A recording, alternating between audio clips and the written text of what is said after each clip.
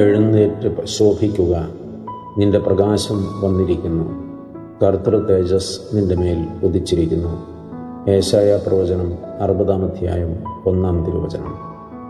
ദൈവമക്കൾ ആഴത്തിൽ ബോധ്യപ്പെട്ടിരിക്കേണ്ട ഒരു ചിന്തയാണ് ഇവിടെ അവതരിപ്പിക്കുന്നത്. എഴുന്നേൽക്കുക, പ്രകാശിക്കുക, ശോഭിക്കുക, ഉറങ്ങരുത്. നീ നിൻ്റെ ജീവിതത്തിൽ നിയോഗം എന്താണെന്ന് തിരിച്ചറിയണം. നമുക്ക് ദൈവത്തിന് വേണ്ടി പ്രശോഭിക്കുവാൻ ഉത്തരവാദിത്വമുണ്ട്. ദൈവം തന്ന ജീവിതം, ദൈവം തന്ന ആയുസ്, ദൈവം തന്ന ആരോഗ്യം, ദൈവം തന്ന ബലം ദൈവനാമത്തിൻ്റെ മഹത്വത്തിനായി വിനിയോഗിക്കപ്പെടണം. ദൈവരാജ്യത്തിൻ്റെ കെട്ടുപണിക്കായി വിനിയോഗിക്കപ്പെടണം.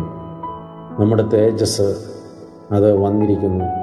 കർത്താവിൻ്റെ തേജസ് നമ്മുടെ മേൽ ഉദിച്ചിരിക്കുന്നു. സ്വർഗ്ഗം ഭൂമിയിൽ ഇറങ്ങി